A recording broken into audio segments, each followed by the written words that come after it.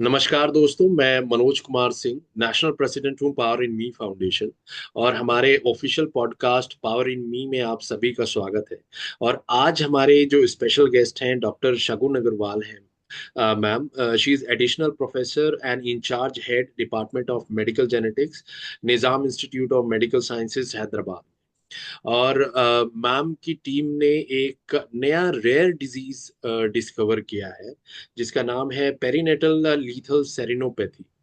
तो आज हम इस रेयर डिजीज के बारे में बात करने वाले हैं और कैसे मैम ने और उनकी टीम ने इस नए रेयर डिजीज को डिस्कवर किया और इसमें क्या होता है। और इंडिया का नाम देखिए, हेल्थ केयर में अगर हमें आगे बढ़ना है तो मैम जैसे और उनकी टीम जैसे हमारे को और भी साइंटिस्ट चाहिए, जो नए डिजीजेस को अर्ली स्टेज में आइडेंटिफाई कर पाए। और ये बहुत ही क्रिटिकल है। तो मैम, आपका स्वागत करता हूं मैं हमारे प्लेटफॉर्म पे। And thank you so much अपना समय देने के लिए। तो शुरुआत करते हैं हम। मैम, थोड़ा सा हमें बताइए आप कि अ, ऐसा क्या सिम्टम था या क्या ऑड लगा आपको उस केस में, और थोड़ा सा उस केस के बारे में भी हमें ब्रीफ कीजिए आप कि कैसे, व्हाट लेड टू आपको डिस्कवरी करने के लिए। तो सभी लोगों को नमस्कार एंड बधाई मिस्टर मनोज डॉक्टर मनोज को कि उनकी ये फाउंडेशन बहुत ही अच्छा काम कर रही है। और रेयर डिजीज के पेशेंट्स के लिए उनको सपोर्ट करने के लिए बहुत ही इम्पोर्टेंट मेजर्स ले रही है। और ये पॉडकास्ट भी उसी दिशा में एक बहुत अच्छा एफर्ट है, जहाँ की साइंटिफिक इंफॉर्मेशन जनरल पब्लिक को और भी प्रैक्टिसिंग डॉक्टर्स को, रिसर्चर्स को इस तरह के पॉडकास्ट से इंफॉर्मेशन प्राप्त होती है। तो जहाँ तक ये पर्टिकुलर केस के बारे में, जो ये एक परिवार था, अ, उनके विषय में ये उनकी एक कहानी हम कह सकते हैं, जो कि वो इतने सालों से वो लोग सफर कर रहे थे, जहाँ की उनको नॉर्मल बच्चा नहीं हो रहा था। और उसके बाद किस तरह से हम लोगों को उस पर्टिकुलर केस में कुछ ऐसे क्लूज मिले, जिससे कि हमको लगा कि ये कुछ बहुत ही अनयूजुअल ऐसी प्रॉब्लम उनके केस में है, जिसकी वजह से वो कंसीव करने में उनको मुश्किल है और उनको हेल्दी बच्चे नहीं हो पा रहे हैं। तो बाय गॉड्स ग्रेस, मतलब हमको जो भी क्लूज मिले हम उनको आगे चलते रहे और उनको फॉलो करते रहे, तो हमको फाइनली हम ये जान पाए कि उनको एक बहुत ही रेयर ऐसी बीमारी है जो पहले दुनिया में किसी को नहीं पता थी। और उसकी वजह से उनका केस एक तरह से हम उनको सही डायरेक्शन दे पाए, सही दिशा बता पाए कि वो आगे कैसे हेल्दी बच्चा कर सकते हैं। तो अब ये जो इस फैमिली के बारे में मैं आपको थोड़ा बताती हूँ। तो ये बेसिकली एक यंग कपल थे। और उनको जो अनफॉर्चुनेटली उनका पहला जो बेबी था, वो बर्थ के बाद ही वो बेबी को जो है उसके जो फेफड़े रहते हैं, फेफड़ों के चारों तरफ पानी इकट्ठा हो गया था। और वो पानी इकट्ठा होने की वजह से वो बच्चा सांस नहीं ले पा रहा था। तो डॉक्टर्स ने बहुत कोशिश किया वो पानी को ड्रेन करने, मतलब ट्यूब लगा के उसको पानी को ड्रेन करने का, बिकॉज यही तरीका रहता है वो पानी को हटाने का। बट वो कितना भी बार वो ड्रेन करने से या पानी निकालने के बाद जो भी वो पानी बार बार बनता रहा, और अनफॉर्चुनेटली वो कपल ने वो बच्चा खो दिया। और उसके बाद जब वो दोबारा प्रेग्नेंट हुए, तो अब की बार प्रेगनेंसी में ही उनको अल्ट्रासाउंड जब होता है बच्चे का, तो अराउंड 6 महीने के आसपास जब बेबी का अल्ट्रासाउंड हुआ, तो उसमें फिर से वो बेबी के फेफड़ों और बेबी के जो हार्ट रहता है, दिल रहता है, उसके चारों तरफ स्कैन में ही पानी दिखाई दिया। तो क्योंकि उनको पहले ही ऐसे बेबी लॉस हो चुका था, तो ऑब्वियसली फैमिली बहुत डर गए। और मतलब उन्होंने ये डॉक्टर के अपने गायनेकोलॉजिस्ट की सलाह से फाइनली डिसाइड किया कि वो प्रेगनेंसी को वो लोग अबॉर्ट कर दें। तो इस तरह से अब जो भी स्कैन में ऐसे अल्ट्रासाउंड में जब कोई प्रॉब्लम दिखती है बेबी में, और ऐसे सिचुएशन में जब भी कोई फैमिली डिसाइड करती है, ऐसा निर्णय लेना पड़ता है उनको कि उनको प्रेगनेंसी गिरानी पड़ती है, तो ऐसे सिचुएशन में एक बहुत इम्पोर्टेंट जो रहता है, टेस्ट रहता है, या एक बहुत इम्पोर्टेंट स्टेप जो रहते हैं, उसको हम फीटल ऑटोप्सी बोलते हैं। यानी कि जैसे हम सुनते हैं कि जैसे किसी की अकस्मात मृत्यु हो जाती है, बड़े पर्सन की भी, तो उसमें एक अटॉप्सी या पोस्टमार्टम किया जाता है मौत का कारण जानने के लिए, ताकि कभी कभी लीगल इश्यूज भी होते हैं वो, बट ताकि जान सके कि एक पर्टिकुलर पर्सन का किस वजह से मृत्यु हुआ। तो सेम इसी तरीके से जब किसी बेबी को अल्ट्रासाउंड में ऐसा एबनॉर्मलिटी होती है, तो वैसा केसेस में भी ऐसे बच्चों का भी पोस्टमार्टम या अटॉप्सी करना चाहिए। तो ये फैमिली को उनके डॉक्टर ने तब सही सलाह दी और वो बेबी को हमारे यहाँ पर लेके आए अबॉर्शन के बाद, एक पोस्टमार्टम या अटॉप्सी के लिए।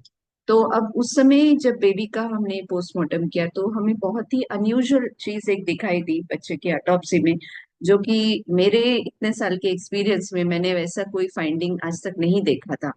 तो बेबी का जो फेफड़े और जो हार्ट था, जिसमें कि अल्ट्रासाउंड में पानी दिख रहा था, तो वो सेम चीज जब हमने ऑटोप्सी किया तो उसके अंदर और भी कुछ हमें ऐसे क्लूज जैसे, उसमें थोड़े से ऐसे बबल जैसा कुछ बने हुए थे जो हमें दिखाई दिए। तो बहुत ही अनयूजुअल और एक अनोखा टाइप का फाइंडिंग था, तो जो पहले रिपोर्टेड भी नहीं था कभी भी मेडिकल साइंस में। तो उस बेसिस पे हमको ऐसा लगा कि ये शायद कोई नया रेयर डिजीज है जिसके बारे में साइंस को ही जानकारी नहीं है, और हमने ये निर्णय किया कि हम इस फैमिली की मदद के लिए इस केस को आगे फर्दर एडवांस्ड जेनेटिक टेस्टिंग से और इसके ऊपर स्टडी करें। तो उसके बाद फिर फाइनली हमने आगे बहुत एडवांस टेस्ट यूज किए, जहाँ पे कि बच्चे के डीएनए पे टेस्ट हुआ, नेक्स्ट जनरेशन सीक्वेंसिंग टेस्ट, फिर उसके पेरेंट्स के ऊपर टेस्ट हुआ, फिर बच्चे के जो टिश्यूज रहते हैं उस पे अलग अलग तरह के स्टेन्स रहते हैं उससे और स्टडी किया गया।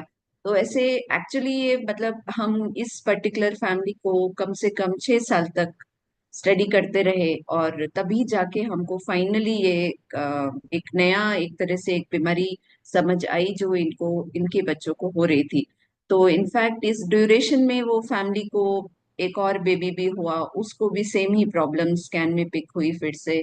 और फिर इन दोनों बच्चों के पोस्टमार्टम और आगे एडवांस जेनेटिक टेस्टिंग से हम उनको एक आंसर दे पाए कि उनको क्या हो रहा है। मैम, तो ये हेरिडिटरी थी या फिर कुछ ऐसा था कि दोनों हस्बैंड वाइफ में वो म्यूटेशन था जिसकी वजह से जो प्रोजेनी जो बच्चा हो रहा था उसमें ये प्रॉब्लम आ रही थी? क्या कारण आपने कुछ और डिटेक्ट किया कि दोनों हस्बैंड वाइफ के वजह से बच्चे में हो रहा था, या जब बच्चा एम्ब्रियो बन रहा था तब उस समय वहां पे कुछ चेंज हो रहा था?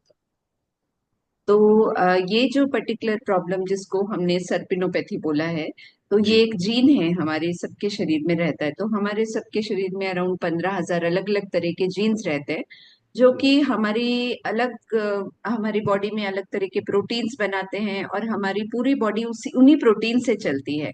तो इस तरह से एक पर्टिकुलर जीन हमारी बॉडी में रहता है, उसको सर्पिन 11 जीन बोलते हैं। तो ये जो जीन है आमतौर पे हमारे जो टिश्यूज रहते हैं उनमें एक तरह का एक बैलेंस मेंटेन करता है, क्योंकि हमारी बॉडी में हमेशा हम इसको बोलते हैं कुछ जो टिश्यूज जो कि डैमेज हो जाते हैं हमारी बॉडी में, ऐसे सिस्टम्स रहते हैं उनको ब्रेक डाउन करने के लिए, और साथ ही साथ वो सिस्टम्स को कंट्रोल करने के लिए अलग प्रोटीन्स रहते हैं कि वो सिस्टम ज्यादा ओवर एक्टिवेट होके हमारे हेल्दी टिश्यूज को डैमेज ना कर दे। तो ये जो सर्पिन 11 है, ये एक ऐसा ही जीन है, ये ऐसा प्रोटीन बनाता है जो हमारे उन सिस्टम्स को कंट्रोल में रहता है जो कि हमारे डैमेज टिश्यूज को बॉडी से रिमूव करते हैं, ताकि वो ओवर एक्टिव ना हो। तो अब ये जो जीन है एक्चुअली इस केस में क्या था कि दोनों ही पेरेंट्स में म्यूटेशन था। तो ये इस तरह की जेनेटिक बीमारियों को हम ऑटोसोमल रिसेसिव डिसऑर्डर बोलते हैं। तो अब हम सभी के शरीर में हर जीन की दो कॉपीज रहती हैं, एक हमारे मदर से आती है, एक हमारे फादर से आती है। तो जब किसी भी पर्सन की एक कॉपी डैमेज हो लेकिन दूसरी कॉपी सही काम कर रही हो, तो उस केस में वो पर्सन उस बीमारी का कैरियर होता है, लेकिन उसको वो बीमारी नहीं होती है। तो ये ऑटोसोमल रिसेसिव डिसऑर्डर्स इस तरह से होते हैं। तो यहाँ पर जो दोनों ही पेरेंट्स थे वो दोनों कैरियर थे इस पर्टिकुलर जेनेटिक म्यूटेशन के, मतलब उनकी एक कॉपी सर्पिन 11 जीन की डैमेज थी और दूसरी कॉपी नॉर्मल थी। तो उनको कोई सिम्टम्स नहीं थे, लेकिन जब भी वो बेबी प्लान करते थे तो उस बेबी को जो दोनों ही मदर फादर से वो एबनॉर्मल जीन जा रहा था, और उसकी वजह से बेबी की बॉडी में ये प्रॉब्लम्स बन रहे थे। तो इसी वजह से दो दो मतलब एक जो पहले बेबी एक्सपायर हुआ वो बच्चा, और बाद में जो हमने दो फीटसेस या जिनका हमने स्टडी किया वो दो बच्चे, तो सबको ये जो है प्रॉब्लम पेरेंट्स से वो म्यूटेशन आने की वजह से बनी।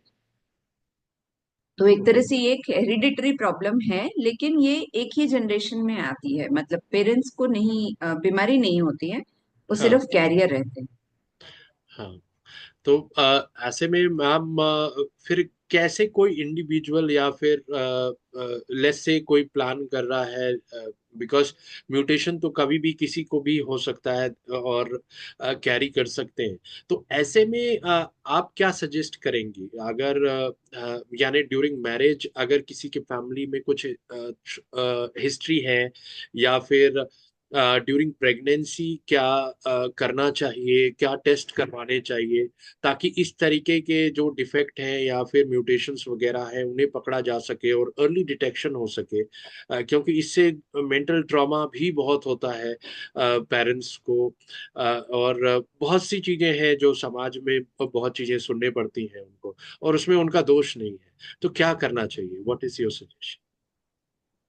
सो जो आप बोल रहे हैं मनोज, वो बिल्कुल सही बात है। एक्चुअली हम सभी लोगों की बॉडी में एटलीस्ट हम लोग 4 से 5 बीमारियों के कैरियर होता है हर इंसान। तो ये कोई भी नहीं जान सकता है एज सच तो कि वो कैरियर है किसी बीमारी का, क्योंकि यूजली कैरियर्स हेल्दी होते हैं। लेकिन कुछ ऐसे पॉइंटर्स होते हैं जिसकी वजह से आप एटलीस्ट अपना रिस्क समझ सकते हैं और सही समय पे डॉक्टर्स को अप्रोच कर सकते हैं।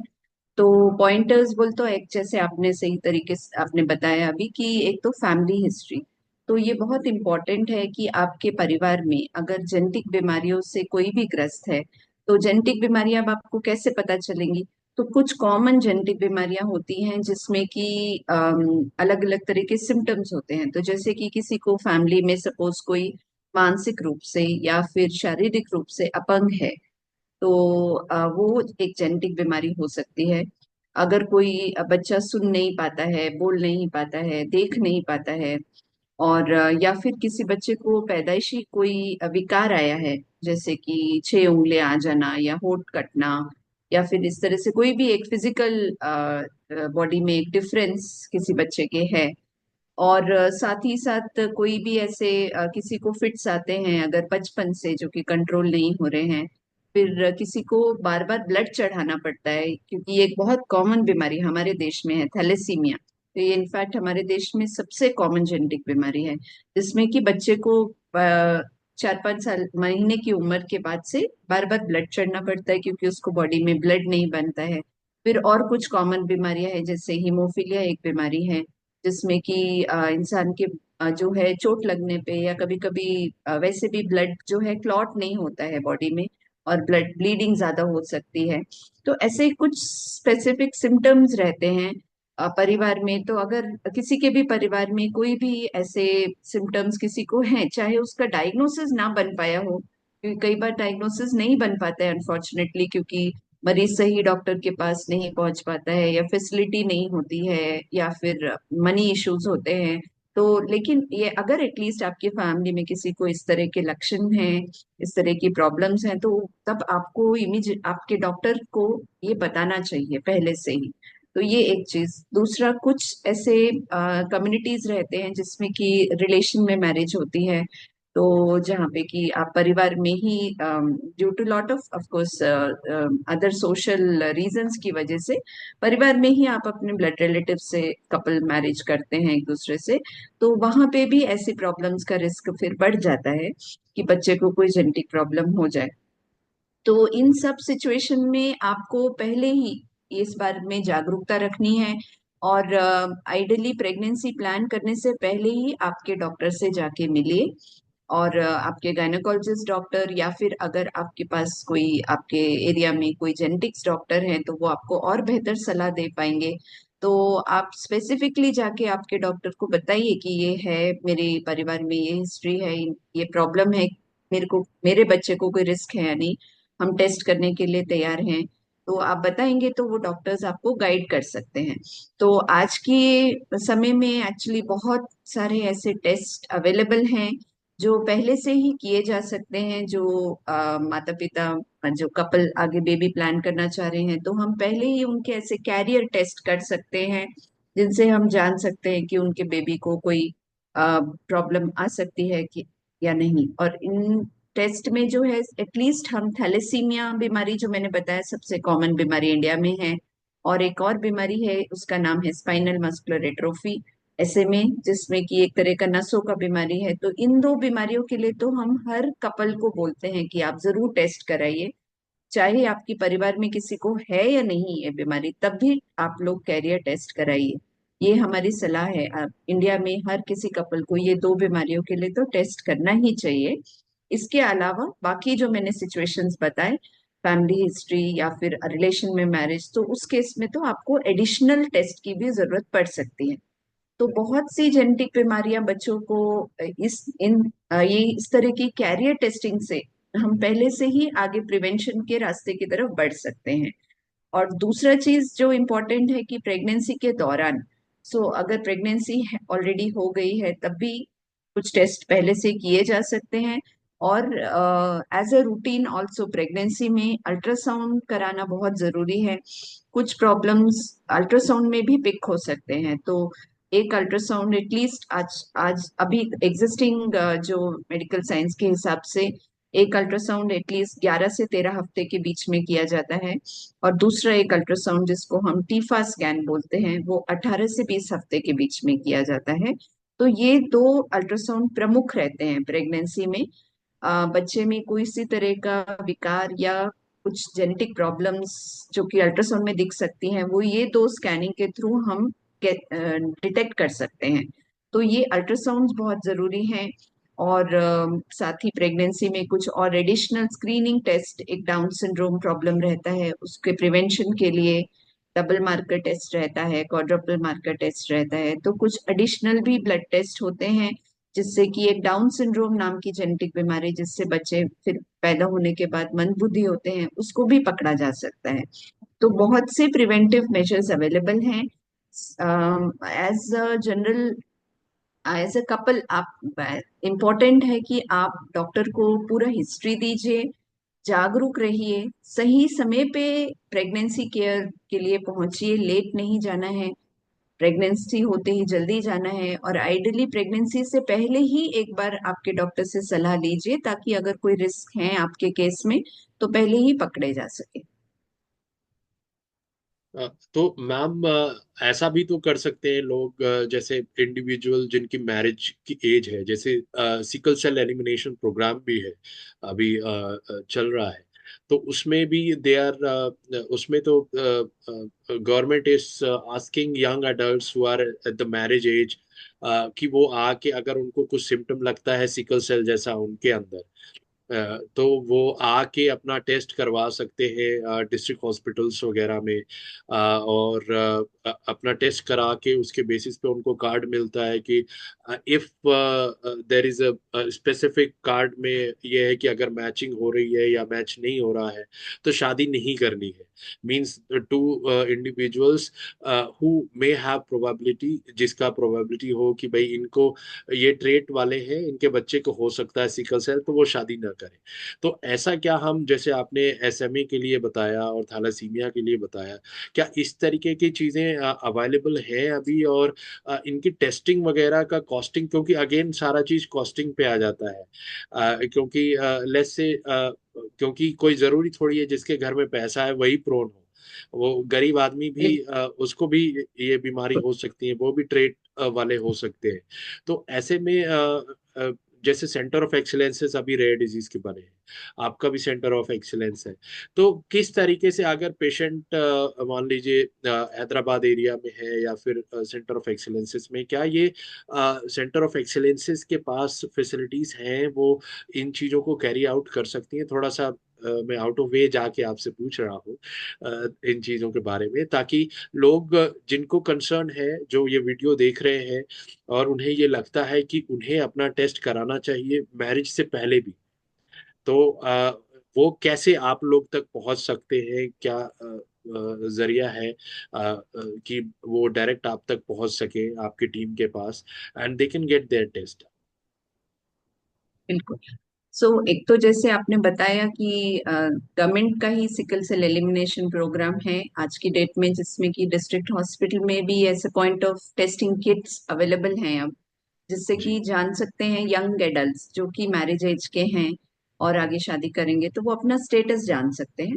तो जरूरी जी। नहीं है कि उनको सिम्टम्स हो, ये दोबारा से मतलब ये भी एक मिसकंसेप्शन थोड़ा सा रहता है पॉपुलेशन लोगों में कि हमको हाँ। सिम्टम्स होंगे तभी हम जाएंगे टेस्टिंग के लिए, ऐसा जरूरी नहीं है। तो जबकि मतलब सिकल सेल या इवन थैलेसीमिया, एसएमए और इनफैक्ट ये जो प्रॉब्लम जो हमने डिस्कवर किया, तो इन सभी में जो कैरियर्स होते हैं उनमें सिम्टम्स नहीं होते हैं, तो कैरियर्स बिल्कुल हेल्दी ही होंगे। जी। तो ये सिर्फ ये है कि जब दो कैरियर्स की आपस में शादी हो जाए, जैसे सिकल सेल ट्रेट या थैलेसीमिया ट्रेट, तो कल उनके बच्चे को फिर प्रॉब्लम आ जाती है। तो इसलिए जो है इस तरह की टेस्टिंग एटलीस्ट जो हमारे देश में ज्यादा कॉमन बीमारियां हैं, अब जैसे सिकल सेल हुआ या थैलेसीमिया, तो ये तो जरूर आप लोगों सबको करनी चाहिए, हर किसी को करनी चाहिए। तो उसके लिए ऑफ कोर्स अभी डिस्ट्रिक्ट हॉस्पिटल में तो फ्री फैसिलिटी अवेलेबल है एटलीस्ट सिकल सेल के लिए, एंड थैलेसीमिया के लिए भी एनएचएम के थ्रू ये फैसिलिटीज सब अवेलेबल हो रही हैं, और पूरे इंडिया में इंटीरियर्स तक फैल रही हैं। जी। लेकिन हाँ मतलब कुछ ऑब्वियसली जो और बीमारियां हैं, जैसे अब एसएमए रहा, या इवन और बहुत सारी ऑटोसोमल रिसेसिव ऐसे बीमारियां होती हैं, अराउंड 2000 के करीब है। इन सब का टेस्ट करना इतना आसान नहीं है, और हर जगह ना तो टेस्ट फैसिलिटी अवेलेबल है, और कॉस्ट भी एक फैक्टर आ जाता है, जैसा आपने बिल्कुल सही बोला। तो इस संदर्भ में ये सेंटर ऑफ एक्सीलेंस जो कि आज आज की डेट में national policy for rare disease के अंडर पूरे इंडिया में 13 सेंटर ऑफ एक्सीलेंस हैं, और गवर्नमेंट पूरी तरह से लगी हुई है और एडिशनल सेंटर एस्टैब्लिश करने में, ताकि हर स्टेट में एक सेंटर ऑफ एक्सीलेंस बन सके। तो इन सेंटर ऑफ एक्सीलेंसेस में इंक्लूडिंग हमारे सेंटर में पेशेंट्स का बहुत से टेस्ट जो हैं धीरे अभी नहीं है अवेलेबल फ्री ऑफ कॉस्ट, लेकिन डेफिनेटली अगर आपको हाई रिस्क केस आपका है, आपको लग रहा है फैमिली हिस्ट्री है और रिलेशन में, या फिर आप मैरिज प्लान कर रहे हैं, या फिर आपके डिस्ट्रिक्ट हॉस्पिटल में कोई टेस्ट में आपका कुछ पॉजिटिविटी आया है, कोई भी डाउट आया है, तो आप आपके नियरेस्ट सेंटर ऑफ एक्सीलेंस में पहुंचिए। वहां पे जो है आपको सही गाइडेंस मिल सकती है। आगे कुछ टेस्टिंग, एडिशनल टेस्टिंग की जरूरत है तो वो टेस्ट हो सकता है कम से कम कॉस्ट में, या फिर इन फ्यूचर हम होप कर रहे हैं फ्री ऑफ कॉस्ट भी ये फैसिलिटी सबको मिल पाएगी। एंड ताकि आगे जाके आपके बेबी को कोई प्रॉब्लम नहीं बने, उसके लिए आपको पूरा जेनेटिक काउंसलिंग और टेस्टिंग, प्रेगनेंसी टेस्टिंग, हर तरह का गाइडेंस मिलेगा। और जहां तक आपने बोला मनोज की ये, और मतलब कि अब दो लोग कैरियर आइडेंटिफाई होते हैं तो वो शादी अवॉइड करें, तो ऑब्वियसली ये मतलब ये सबसे आसान तरीका होता है, लेकिन कभी हाँ। कभी ये पॉसिबल नहीं हो पाता है, क्योंकि एग्जैक्टली। अब एक शादी के लिए बहुत सारे और भी फैक्टर्स रहते हैं, फैमिलीज रहते हैं, पर्सनल लाइकिंग्स रहते हैं। तो हाँ। ऐसा जरूरी नहीं है कि अगर दो लोग कैरियर निकलते हैं तो वो शादी नहीं कर सकते हैं। बट हाँ, अगर वो कैरियर निकलते हैं, उनकी शादी होती है, तो उनके बेबी को रिस्क रहता है जेनेटिक डिजीज का, जिसको कि हम फर्दर प्रिवेंट कर सकते हैं by doing some testing during pregnancy, जिसको हम प्रीनेटल डायग्नोसिस या प्रीनेटल टेस्टिंग बोलते हैं। तो ये फैसिलिटी भी सभी सेंटर ऑफ एक्सीलेंस में अवेलेबल है। तो अगर आप कैरियर निकलते हैं ड्यू टू आपने आप जहाँ भी टेस्ट कराया है, और दो लोग आपस में शादी करना चाह रहे हैं, तो आप सेंटर ऑफ एक्सीलेंस को अप्रोच करिए।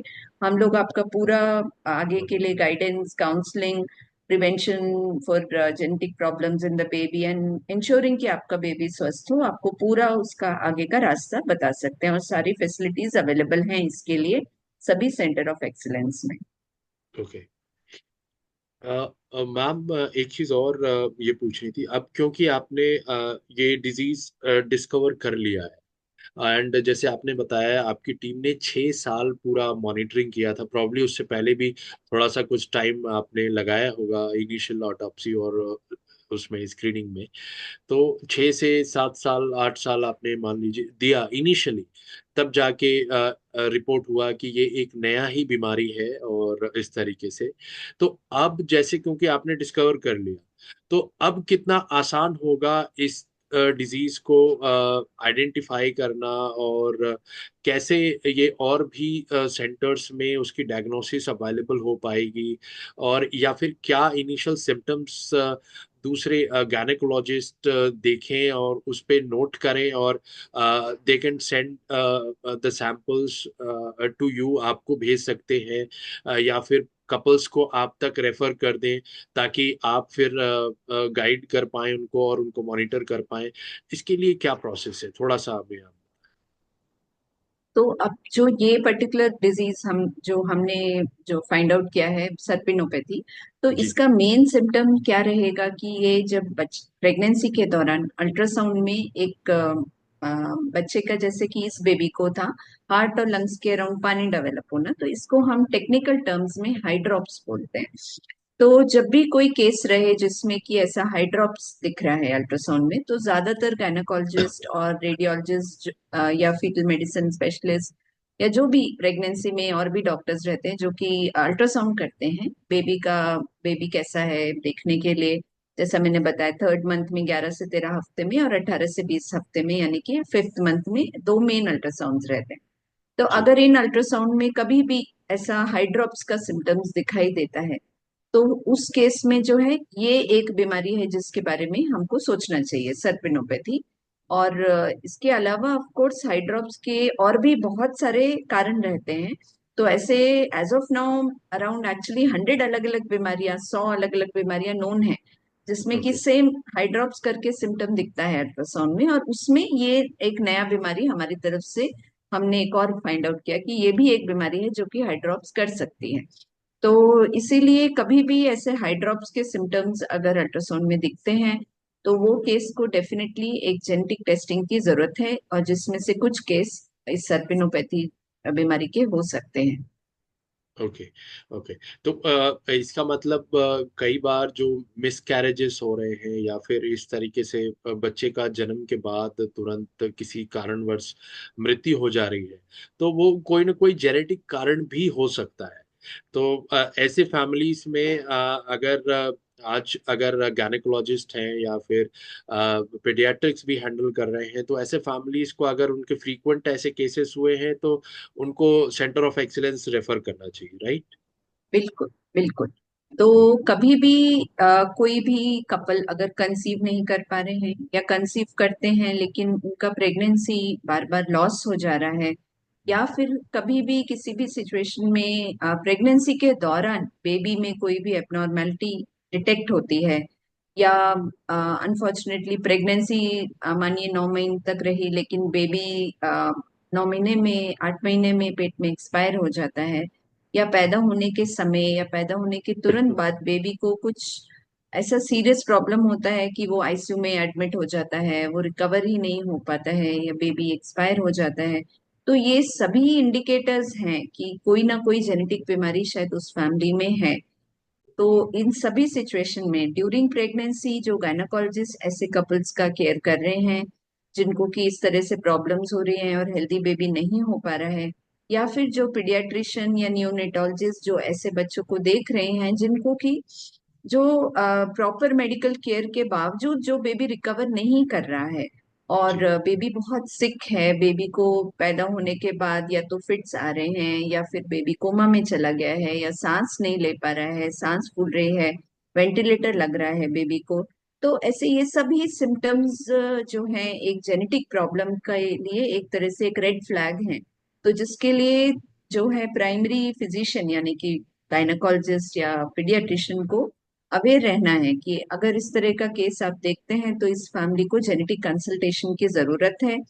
प्रेगनेंसी के दौरान अगर प्रेगनेंसी को अबॉर्शन किया जाता है तो वो बेबी को टेस्टिंग करने का, जैसे हमने इस केस में पोस्टमार्टम किया, तो वो बेबी का टेस्टिंग करने का, genetic testing as well as postmortem, वो जरूरी है। अगर कोई न्यूबॉर्न बेबी या इवन थोड़ा उसके बाद भी कोई बेबी वो कुछ प्रॉब्लम ऐसा बनता है जिसका कोई डायग्नोसिस नहीं बन पा रहा है, तो वो बच्चों को भी जेनेटिक टेस्टिंग के लिए भेजना बहुत जरूरी है। एक जेनेटिक्स डॉक्टर की सलाह लेना बहुत जरूरी है। कुछ केसेस में क्या होता है कि समय नहीं होता है या फैमिली नहीं जा पाती है, तो और बेबी भी अनफॉर्चुनेटली लॉस हो जाता है, और उस केस में फैमिलीज इतना साइकोलॉजिकल ट्रॉमा रहता है कि वो लोग एग्जैक्टली। मतलब आगे उस समय सोच नहीं पाते हैं कि वो हाँ। आगे क्या कर पाए, या वो जेनेटिक डॉक्टर के पास जाने का हिम्मत नहीं होता है उस पॉइंट में उनके पास। तो उस सिचुएशन में एटलीस्ट एक छोटा सा चीज है जिसको हम डीएनए बैंकिंग बोलते हैं, जो कि बहुत मदद करता है। तो चाहे तो प्रेगनेंसी लॉस हो या फिर बेबी पैदा होने के बाद एक्सपायर हो जाए, बेबी का ब्लड सैंपल लेके उसको स्टोर कर दिया जाए अगर लैब में, और डीएनए निकाल के, तो वो डीएनए सैंपल आगे जाके बहुत हेल्प करता है। उस सैंपल से हम आगे टेस्ट कर सकते हैं और उस कपल को गाइड कर सकते हैं कि उनको आगे ऐसा बच्चा नहीं हो, आगे ये प्रॉब्लम्स फेस नहीं करने पड़े। तो ये जी। डीएनए बैंकिंग फैसिलिटी अभी बहुत इजीली अवेलेबल है। बहुत से ऐसे लैब्स हैं जो कि छोटे से छोटे सेंटर पे जाके, छोटे से छोटे हॉस्पिटल में जाके वो सैंपल लेके 500 से 1000 रुपए के बीच में डीएनए निकाल के स्टोर कर सकते हैं, और वो एक बार डीएनए जो स्टोर रहेगा वो सालों तक स्टोर रहता है। तो जी। वो एक छोटा सा स्टेप जो है वो एटलीस्ट एक मैं कहूंगी मिनिमम स्टेप है जो किया जा सकता है, जिसके लिए सबको जागरूक होना बहुत जरूरी है, पेशेंट्स भी और डॉक्टर्स भी। एग्जैक्टली। तो एक लास्ट क्वेश्चन मैम, क्योंकि सेरेनोपैथी यहाँ पे एक बच्चे में था एंड जिससे बच्चे की डेथ हो गई, तो क्या एडल्ट्स के अंदर भी सिमिलर सेरेनोपैथी के सिम्टम्स हो सकते हैं और उन्हें भी लेटर ऑन अडल्ट लाइफ में कुछ उसके वजह से दिक्कत हो सकती है, ऐसा कुछ भी है पॉसिबिलिटी? तो अभी ये जो पर्टिकुलर जैसे मैंने बताया था, इस केस में जो जीन था उसका नाम था SERPINA11। तो हाँ। अब इससे जो इस जीन के म्यूटेशन से जो प्रॉब्लम होता है, हम हमारी राय में वो प्रॉब्लम जितना हमको अभी तक हमने स्टडी किया है हमें समझ आया, ये तो सिर्फ एम्ब्रियो में या फिटस में ही हो सकता है, क्योंकि ये जीन इतना इम्पोर्टेंट है बॉडी के डेवलपमेंट के लिए कि अगर इसमें कोई भी डिफेक्ट या म्यूटेशन रहेगा तो वो बेबी प्रेगनेंसी ही सरवाइव नहीं करेगा। तो हम नहीं एंटिसिपेट कर रहे हैं कि इस जीन के म्यूटेशन किसी एडल्ट में हो सकते हैं, लेकिन ऐसे सर्पिन के और भी जीन्स हैं। तो एक्चुअली ये SERPINA11 जैसे मैंने बोला, तो ऐसे एक SERPINA1 है, फिर और भी सर्पिन्स हैं, SERPIN B है, SERPIN C है। तो ऐसे अलग अलग टाइप के ये सर्पिन जीन्स हैं, तो उनमें जो बीमारियां हैं वो एडल्ट्स में हो सकती हैं। तो इनफैक्ट SERPINA1 जो है उसके म्यूटेशन से एक बीमारी होती है जिसको अल्फा 1 एंटीट्रिप्सिन डेफिशिएंसी बोलते हैं। सो जिससे कि एक एडल्ट को भी एम्फाइसीमा हो सकता है। तो ऐसे दूसरे भी सर्पिन्स हैं जिनसे अलग अलग टाइप के प्रॉब्लम्स बच्चों में या एडल्ट्स में हो सकते हैं। तो लेकिन SERPINA11 हमारी राय में, जितना हमारी अभी जानकारी है इस जीन के बारे में, हम हमारे को नहीं लगता है, आई मीन हमारे ग्रुप के हिसाब से तो ये शायद एक जिसको हम बोलते हैं एम्ब्रियोनिकली लीथल पर्टिकुलर कंडीशन है, जो कि शायद एडल्ट्स में तो नहीं मिलेगी, क्योंकि वो ओके। सरवाइव ही नहीं होगा वो बच्चा। ओके। ओके। तो ये मेरा लास्ट सवाल था ma'am, and thank you so much. तो हम समाप्त करने से पहले एक थोड़ा संक्षिप्त में मैं कुछ चीजें बोलना चाहूंगा, आप बताइए कि मैं सही समझा हूं कि नहीं। यानी अगर किसी भी कपल को अगर उनके बार बार मिसकैरेज हो रहा है या कंसीव करने में प्रॉब्लम है, या उनके बच्चे पैदा होते ही कम एज में एक्सपायर हो जा रहे हैं और ये कई बार हो रहा है, और या फिर फैमिली हिस्ट्री है कभी किसी रेयर कंडीशन की या हेल्थ से रिलेटेड कंडीशन की, तो ऐसे लोगों को शादी के समय या शादी से जस्ट पहले अपना जेनेटिक टेस्ट करवा लेना चाहिए, एटलीस्ट नोन बीमारियों के लिए, ताकि उन्हें अपना आगे का फ्यूचर प्लान करने में आसानी रहे। तो क्या मैं सही समझ पाया हूँ? बिल्कुल बिल्कुल। तो बिल्कुल सही, और सही समय पे आपके डॉक्टर से मिलना है। तो जी। जैसा आपने बोला मनोज की प्रेगनेंसी प्लान करने से पहले ही मिले तो बेस्ट रहता है, उसको हम प्री कंसेप्शन केयर बोलते हैं, जी। ताकि आपका जो भी टेस्ट है वो सही समय से टाइमली हो पाए, क्योंकि कभी कभी हाँ। जेनेटिक टेस्टिंग में समय भी लगता है। तो जी। बेस्ट टाइम रहता है प्री कंसेप्शन पीरियड। जी जी। तो thank you so much ma'am, आपने अपना समय दिया और इतने महत्वपूर्ण और इम्पोर्टेंट जानकारी हमारे साथ साझा की। और मुझे यकीन है जो भी लोग इस वीडियो को देखेंगे उन्हें काफ़ी कुछ अब अपनी लाइफ के बारे में प्लान करने में आसानी होगी, क्योंकि स्पेशली हम जिस समय में रह रहे हैं बहुत से जेनेटिक डिसीजेस हैं जो पहले कभी नहीं देखे गए थे, वो भी आ रहे हैं। और ऐसे म्यूटेशन हो रहे हैं एनवायरमेंटल फैक्टर की वजह से, तो उनकी वजह से भी कई इश्यूज हैं। तो ऐसे में कपल्स और फैमिली पैनिक कर जाती हैं। एंड आप लोग जैसे साइंटिस्ट जब यहाँ पे बैठे हैं हमारा देखभाल करने के लिए, सेंटर ऑफ एक्सीलेंसेस है दोस्तों रेयर डिजीज का, एज पर rare disease policy of government of India. तो आपके अपने स्टेट के सेंटर ऑफ ये एक्सीलेंस आप देखिए रेयर डिजीज का कौन सा है, गूगल पे आप डाल के देख सकते हैं। और नहीं तो कुछ बड़े बड़े हैं उनमें आप आराम से जा सकते हैं। वो तो बाकी सारी चीज़ें मैं कुछ डिस्क्रिप्शन में अपने सेंटर ऑफ एक्सीलेंसेस के सारों का लिस्ट डाल भी दूंगा, ताकि आप उसमें भी देख सकें। और अपने गायनेकोलॉजिस्ट के साथ बात करिए when you are planning your family. तो ma'am thank you once again, thank you so much.